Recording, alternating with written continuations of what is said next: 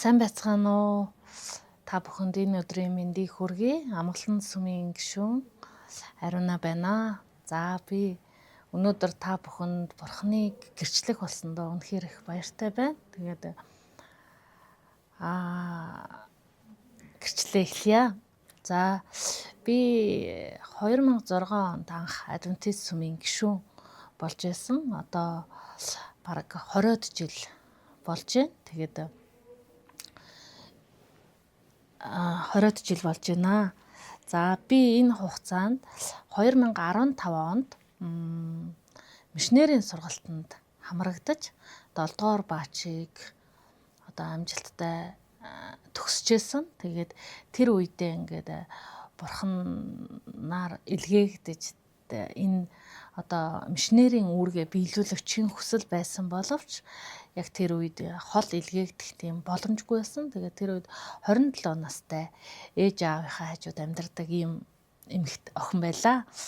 За тэгээд энэ 20 жилийн хугацаанд би сүмж явж байхдаа Бурхны одоо ажлыг хийвэл, сүмийн ахлагч, сүмийн пастрын ажлыг хийвэл ямар болоо, яадаг болоо гэж дотроо айгүйх бодож байсан. Тэгээд энэ болгоны бодлын маань хамгийн сүүлийн эцэст болохоор би чадахгүй, энэ ажил үнэхээр хэцүү ажил гэдэг ийм дүгнэлтэнд хүрч исэн.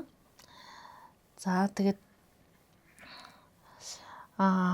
би ингээд амьдралаа эргээд энэ 20-од жилийн хугацааг эргээд ингээд том зургаар нь харахад Бурхан намайг одоо 3 удаа дуудаж байсан юм байна гэдэг би зүйлийг ингээд ойлгосон. Тэгээд эхний удаад нь болохоор Бурхан намайг дуудах үед одоо сүмийн ахлагчаар ингээд яваач гэдэг юм санал хүсэлтүүд ирж исэн.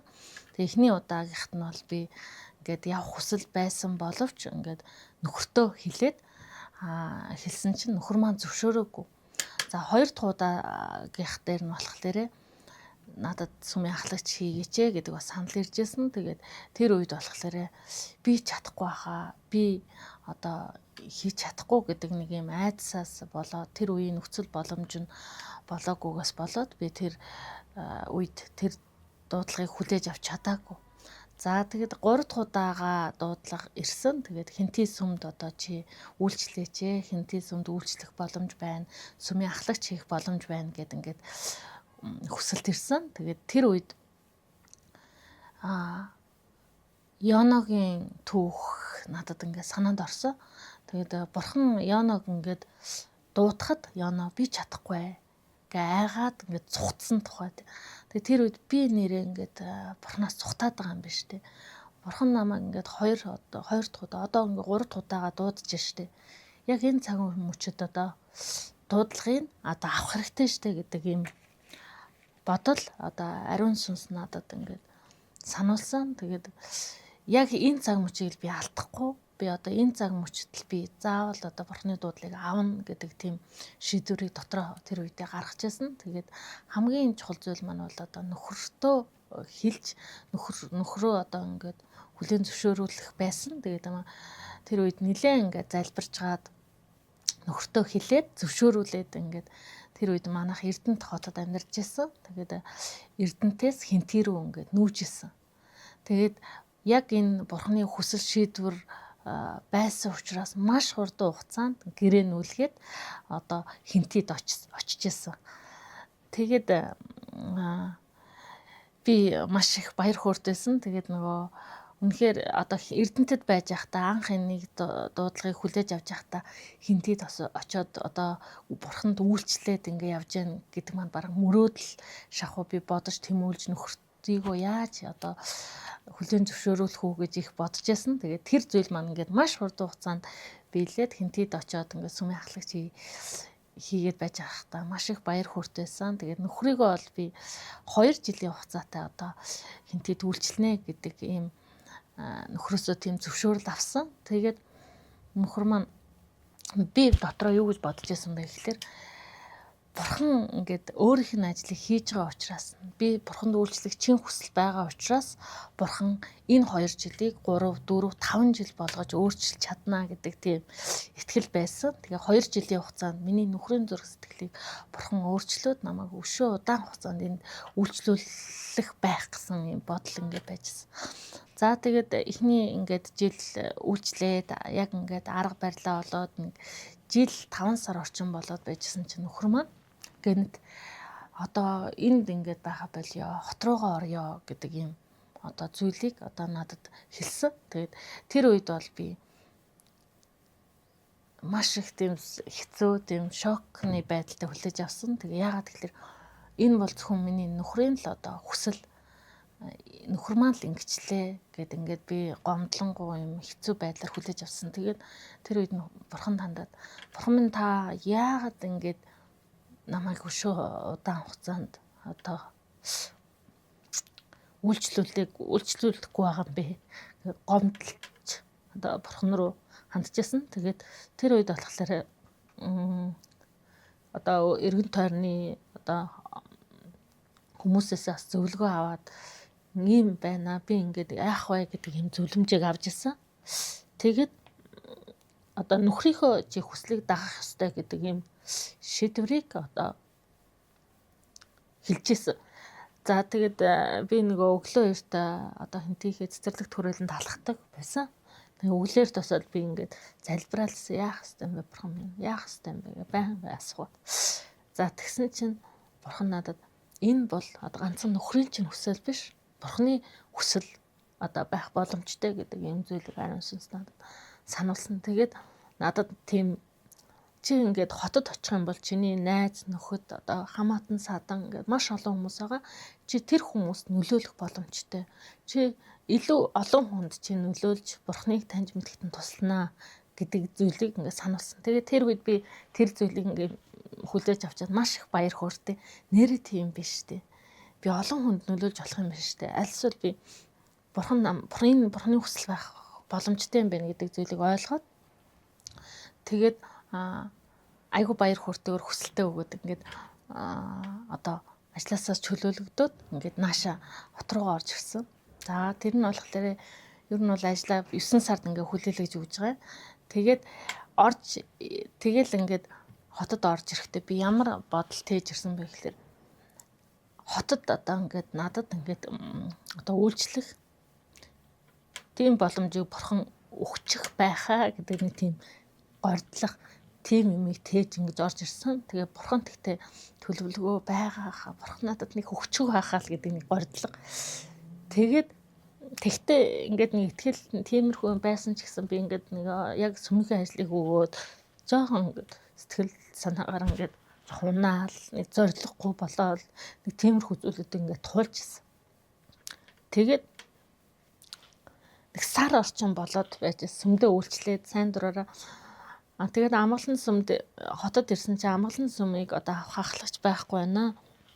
Түр ингээд ахлагчтай болтол ингээд хариуцаад явж байгаа ч гэдэг хүсэлт ирсэн. Тэгээд сүмдээ үйлчлээд ингээд явж исэн чинь сарын дараа надад одоо амгалан сүмийг аль биесээр ингээд ахлаад явах боломжтой юу гэдэг юм саналыг тавьсан. Тэгээд яг тэр үед би ингээд бурхан минь та яг л ингэж ажилтдаг байхгүй юу? Энэ л шүү дээ гэд маш их баяр хүртэйгээр хүлээж авсан. Тэгээд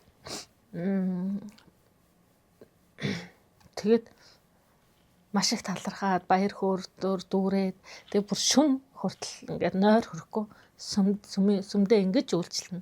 Ингэн маш олон жил нөгөө тэр сүмд явж исэн учраас сүмийн гишүүдэд нэлээд сайн таньж мэднэ. Тэгээд ингэж үйлчлэнэ. Ингэн тэгнэ гэдэл маш их юм бодож бүр доогдолж ирсэн.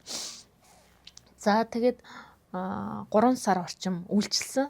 Тэгээд яг ингээд төсөөлж байснаар маань тийм амархан байгаагүй. Тэгээд бас жоохон хэцүү үе тохиолдсон. Тэгээд би хийж чадах юм уу, чадахгүй юм уу гэдээ өөртөө зэрэгэлцэх тийм үе ингээд надад тохиолдсон. Тэгээд ингээд жоохон шантраад яамаар юм бэ гэж бодоод ингээд хоноод бурхан залбираад яг тэр өдөр нэг өдөр тийм байдалд надад тулгараад нэлээд сэтгэлээр унаад тэгээд тэр хорон жоохон тийм хэцүү байдалтай ингээ хоноод өглөө нь босч ирээд за би бурхантай хамт би энийг хийж чадна. Би бурханаар удирдвал би чадна гэд итгэл найдвар тэгээд ингээд айгу хүч ороод тэгээд одоо пасторуудын уулзалтанд очисон чинь надад за чамайг ингээд ажлаас чөлөөлөх шийдвэр гаргасан гэдэг юм одоо мэдээг надад ингээд хэлсэн. Тэгээд тэр үед болохоор нэг шантарсан байсан хүн чинь нэр ажлаас чөлөөлөгдөд гойч юм шиг. Нөгөө талаараа ингээд энэ зөв юм уу гэ гайхаа тий би чи бас яах вүлээ гэх нэг тийм гайхшрын байдалтай хүлээж авсан. Гэхдээ яг энэ зүйл тохиолдож байгаа нь бурхан цаана бас өөр төлөвлөгөө байгаа гэд надад танаа тийм бодол төрдөг байхгүй. Тэгээд ямар ч гэсэн заа ойлголоо гэдэг ямар ч эергээр хүлээж аваад хүлээж авсан. За тэгээд ингээд 2026 оны 12 сарын сүүлгээд ажлаа хүлээлгэж өгөөд 1 сараас ингээд ерөнхийдөө хэвийн амьдралдаа ороод 2 хүүхдээ хараад ингээд амьдарч эхэлсэн. Тэгэл бас л тийм зориггүй, тийм хэцүү цаг үеүүдийг туулаад стресстэй нэг л тийм хамаг юм аваад ингээд хайцсан юм шиг юм байдалд ингээд орсон. Тэгтээ бурхан төлөвлөгөө байгаа бахаа гэдэг итгэл аюу байгаа л гэсэн надад. Тэгээд би за одоо ер нь би яах ёстойгоо бурханаас үнэхээр асууя. Бурхан намайг яг хаашны явуулахыг би бүр бурханаас бүр зуурч ингэж мэдэж авъя гэдэг тийм чин хүсэл төрсөн. Тэгээд би 5 өдөр ер нь хагас нэг өдрийн нэг хоолтойгоор энэ мацаг бариад тэгээд дасгал хөдөлгөөн хийгээд бурхны үгийг ингээд судлаад өглөө эрт босоод ингээд залбираад ингээд бурхнаас асууж эхэлсэн. Би яг яах вэ? Би юу хийх вэ? Таны хүсэл яг юу вэ гэдэг ингээд асууж эхэлсэн. Тэгээд энэ хугацаанд ямар ч нэг 20 хоног болсон. Энэ хугацаанд ингээд байнгын л ингээд бурхнаас асуугаал аль нь зөв вэ гэл ингээд тэгээд эцсийн шийдвэр нь бол сайн дураараа чи би чамайг хангалттай ивэсэн. Тэг чи сайн дураараа үйлчил харин чи тэгээд хуваараа ингээд юм хий. Тэгээд би чамайг хангалттай ивэнэ гэдэг тийм зүйл одоо ариун сүнс миний дотроос одоо сануулж хэлсэн. Тэгээд тэр зүйлийг би олж мэд. Тэгээд намайг итгэлээ алхам хий. Чи зүгээр итгэлээ алхам хий гэдэг нэг тийм дуу хоолой миний дотроос. Чи яагаад ингээд бодит мөнгө бодит зүйл хараад байгаа. Би жоохон найдвартай байдлыг одоо цаашид ингээд одоо цаашид амьдралынхаа турш хоолоо олж идэхтэй тэр зүйлийг сонгох хэрэгтэй. Ийм найдваргүй, тогтворгүй зүйлийг сонгох нь болохгүй гэдэг нэг тийм бодол надад яваад ирсэн. Тэгээд оюун бодлоор бол өөрийнхөө бол ингээд найдвартайг нь сонгох гээд цар тутмын цалинтай ч юм уу тийм ажлыг сонгох хүсэлтэй байсан боловч бурхан надад чи одоо яг энэ цаг мөчид итгэлээ алхам хийх ёстой. Надад итгээд чи урагшаа алхах ёстой гэдэг дуу хоолой миний одоо дотроос ингэ хэлээд байсан. Тэгээ би за сайн дураараа үйлчлэе гэдэг шийдвэр гаргаад итгэлээ алхам хийсэн. Тэгээд яг би бурхныг одоо бурханд би одоо миний бүхэл амьдралын зорилго бурхан байх болно. Би юм хийсэн ч гэсэн бусдын төлөө би бусдын сайн сайхны төлөө хийн. Бусдыг хэрэгцээг хангаж чадхуйц тийм хүн болно гэдэг ийм шийдвэр гаргасан тэр цаг мөчөөс бурхан надад гайхалтай тэр боломж гайхалтай тэр цаг мөчүүдийг одоо төлөвлөсөн. Тэгээд би одоогоор болохоор теологийн хичээлд сууж байгаа. Тэгээд бурхан надад бас хэдий чи ингээд хуваараа ингээд юм хийн, сайн дураараа үйлчлэх ч гэсэн хэдий чи пастор ахлагчийн юм ажил хийхгүй ч гэсэн бурхныг бусдад таниулахын тулд одоо бурхныг илүү сайн мэдэх ёстой гэдэг ийм үгийг надад хэлсэн учраас би теологийн хичээл суух шийдвэр гаргасан. Тэгээ яг энэ шийдвэр гаргасандаа ч хүртэл их баяр хөөртэй байгаа. За тэгээд би яг энэ гэрчлэлээрээ та бүхэнд юуг одоо хэлхийг хүссэн бэ гэхлээр Ром 8-ийн 28 дугаар ишлэлдэр Бурхныг хайрладаг, түүний зорилгын дагуу дуудагдсан хүмүүсийн сайн сайхны төлөө бүх юм хамтдаа ажилдаг гэдгийг бид мэднэ. Тэгээд өнөөдөр таны амьдралд сайн ч бай, муу ч бай.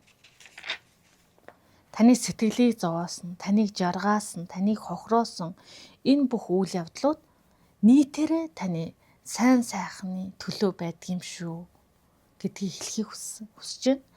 Тэгээд Бурхныг хайрлаж түүний зорилгын дагуу байна гэдэг маань түүнтэй харилцаагаа хөгжүүлэхийн нэр юм шүү. Бурхныг та хайрлаж л байгаа бол, та түүний зорилгын дагуу амьдрахыг хүсэж л байгаа бол та түүнтэй одоо харилцаагаа хөгжүүлж тэр нь түүний хүслийг мэдэх юм шүү. Тэгээд Дуулал 27-гийн 13-14 дээр эзний сайн сайхныг амьдын газарт харна гэж би итгэсэн. Эзнийг хүсэн хүлээхтэн, тууштай байж зүрхээ зоригжуулахтэн. Тийм ээ, эзнийг хүсэн хүлээхтэн. Тэгэд энэ надад энэ үг эзний сайн сайхныг амьдын газарт харна гэж би итгэсэн. Бид ингээд Бурхныг үнэхээр хүсэн тэмүүлэх юм бол, Бурхныг хайх юм бол амьдын газар, амьд байх үедээ бид нар тэр Бурхны сайн сайхныг харах юм боломжтой. Тэгээд Библиэлд бол Библийн бааtruуд Бурхантай уулзсан, Бурхнаас үг авсан гэж маш олон удаа гардаг. Энэ цаг мөчид ч гэсэн яг тэр Библийн бааtruудад тохиолдож байсан тэр зүйл энэ цаг мөчид ч гэсэн болох боломжтой юм байна гэдгийг би биеэрээ мэдэрсэн. Тэгээд бид Бурхныг хүсэн тэмүүлэх юм бол түүнийг олж авнаа. Түүнийг мэдэрнэ. Түүний хүсэл дуу хоолойг сонсноо. Тэгснээрээ бид нар Бурхантай хамт амар тайван, баяр хөөртэй, зовлон бэрхшээл ирсэн ч гэсэн тэр зүйлийг давж гарах тэр хүчийг авч баяр хөөртэй амьдрах болноо. Тэгээд хамгийн сүүлд нь Бурхныг бид нар Бурхны одоо сонгогдсон ард түмний хувьд, Бурхны сонгосон хүүхдийн хувьд бид Бурхныг бусдад алдаршуулахын тулд бид нар илүү их зүйлийг одоо хүсэж мөрөөдсөн, Бурхнаар одоо удирдуулж илүү их амжилт бүтээлийг гаргасан тийм итгэгчид нар, илүү олон хүнд нөлөөлсөн, илүү олон хүнийг ивээсэн тийм итгэгч нар байх боломжтой. Тэгээд та бүхнийг Бурхан ивэх болтугай. Бурхан энэ цаг мөчид ч гэсэн биднэрт түүнийг хүсэн хүлээж түүнийг хайх юм бол олддөг юм аа гэдгийг та бүхэнд баяр хөөртэйгээр одоо гэрчлэхийг хүсэж байна. Тэгээд та бүхнийг Бурхан ивэх болтугай.